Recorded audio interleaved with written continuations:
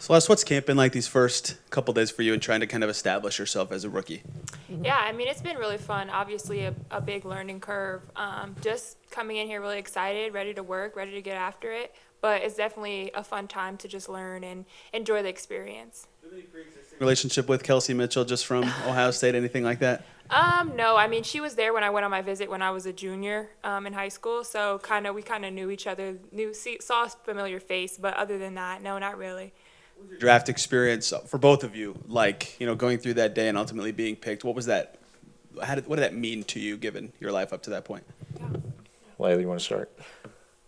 You go. You want to start? I was definitely very nervous all day leading up to it. I think I was in my bed, just waiting for the time to hit. I don't know. I wasn't even at the house when they called my name.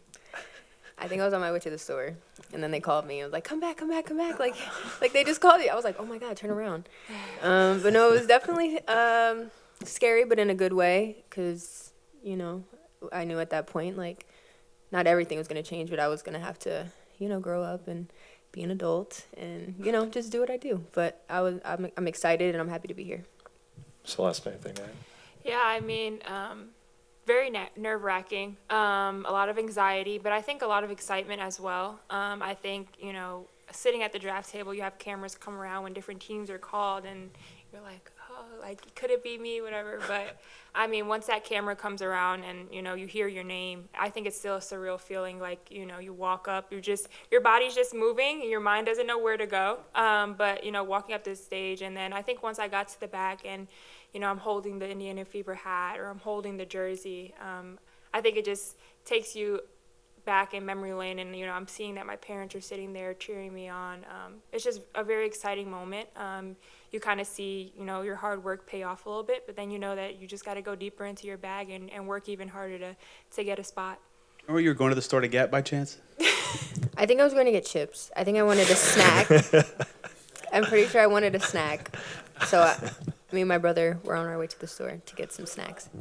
Huh? Nothing. We got out the driveway and we're about to hit the corner and they were like, come back, come back, come back. I was like, oh my God. Huh? Who was on the phone? Your parents? No, my agent called me. And I was like, I'm not even home. Like, it's fine. It's okay. Call you and go ahead. Yeah, just for Celeste, Coach Sides has talked a lot about defense, and how that's an emphasis this season, kind of with you being Big Ten Player of the Year, one of the finalists for Naismith Player of the Year. How do you think you can kind of bring that to team? Yeah, I've always been a defensive-minded kid because I know that that's going to help you get onto the floor, being able to guard multiple positions, and a lot of it is just about heart and effort, making sure that your opponent doesn't score. But, just coming in and trying to showcase that, I have those capabilities, and, obviously everybody's a little bit taller, a little bit stronger, a little bit faster, so just trying to keep up with that. But, obviously defense has a lot to do with IQ as well. So just having angles, knowing the principles and the way that Coach Sides wants to play defense. So just trying to focus on those small details, but then letting the rest just, happen. Lou, you got one over there. Back to the previous question for both of you, just taking it one step farther, when you began processing that you were drafted and you were coming here, were there moments where you said, I really got here, finally? I mean, this is a dream come true to have a chance. I mean, did you go through those stages at all? I think that the biggest thing, I had to really understand was that I have the opportunity, but, you can't really say that you made it yet. And I think that's something that you have to kind of change your mindset around, is that you're coming in and you have to work just as hard. Like, you sit and you think you're like, oh, all my work has paid off. But, at the end of the day, has it really? There's still that step, that training camp step that you have to take to make that final roster. So to really process it, I think me personally, if I have the opportunity to be on this team, I think it won't be till after that fact that I will fully have processed everything that has happened. But definitely the opportunity standpoint, when looking at it from that point of view, so thankful. And, I have come to the realization that I have gotten the opportunity to compete for a spot on this team. Leilani, anything to add? Yeah, I would say I think that that feeling kind of hit my family, like my parents, more so than it hit me. Like C said, I don't think it's going to hit me until my name's on that final roster. Obviously, this was the first goal, to be able to compete for a spot on this team, and I am blessed and so thankful for the opportunity. But, you know, we're not done yet. When they were telling me, they were like, yeah, you made it, you did it. I was like, no, I still have to make the team. I still have to make the team. So we're not there yet, but we're working for it.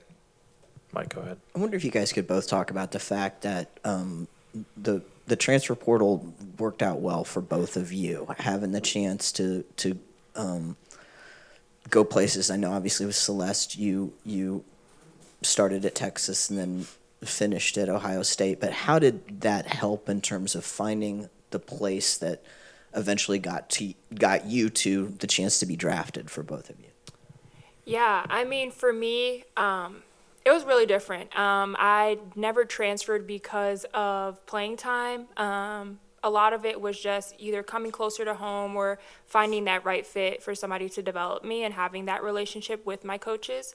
But like you said, I mean, it has worked out wonderful for me, the transfer portal. I never thought I was going to transfer. I wasn't the type of kid to go into a situation and then just leave. But, you know, obviously things happen. And so for me, I think the biggest thing that I learned was to have patience with myself. And then a big thing that I think that I bring is that adaptability piece of being able to go into a new situation and being able to adapt and quickly at that, especially, you know, the league. That's what I've spoken to a lot of coaches, and they told me, you know, that's the biggest thing is being able to adapt in the W. Because at any given night, somebody else can pick you up. You can get waived or anything like that. But, you know, just being able to be ready when your name's called. And so that adaptability piece for me was probably the biggest thing that I've learned throughout my transitioning through schools. For me, you know, it's easy to get complacent where you are, and I didn't want to do that. I didn't want to, you know, lessen myself just because I was being complacent. So when I transferred to the University of Florida, it was because I wanted to get better. I wanted to be pushed. I wanted to be challenged. I wanted to be tested, not just on the court, but off the court as well. And I think that being at the University of Florida, it helped me grow up. It helped me mature. Like I said, on and off the court, I became a better player. I became a better person, a better teammate, a better leader. And I think that playing in the SEC, they're big girls, strong girls. They play fast. And I think that being in that place, it helped me to get to where I am. And I feel like if I didn't make that transition, then I wouldn't be where I am right now. Then we got one more on Zoom. Andy Lipton. Andy, you want to go ahead? Yeah, thanks so much. Hey, this is Phil Leilani. Hey, Leilani, we spoke a number of times when you were at St. John's. Congrats on being drafted. Thank you. Hey, I know it's a short time. It's only, I guess, a week or so. But what's the feedback been like from the coaches, number one? And number two, what do you think you've learned about yourself and about your game in this short period that you've been with the FIBA? The feedback from the coaches is we focused a lot on details. Everything is about the little details. It's not about anything big. It's just what can I tweak a little bit to be better at it. I think that I am a scorer. I love to score the ball. I love to put the ball in the hole. But we focus a lot on defense, and they've been pushing me and testing me a lot when it comes to that.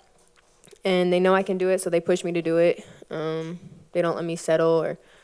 So anytime I do even the smallest thing wrong, they're like, hey, like, don't forget. It's about the reminders, and they reminding me to just, focus on the little details. And within the past week, I think I've learned that it's really a mindset.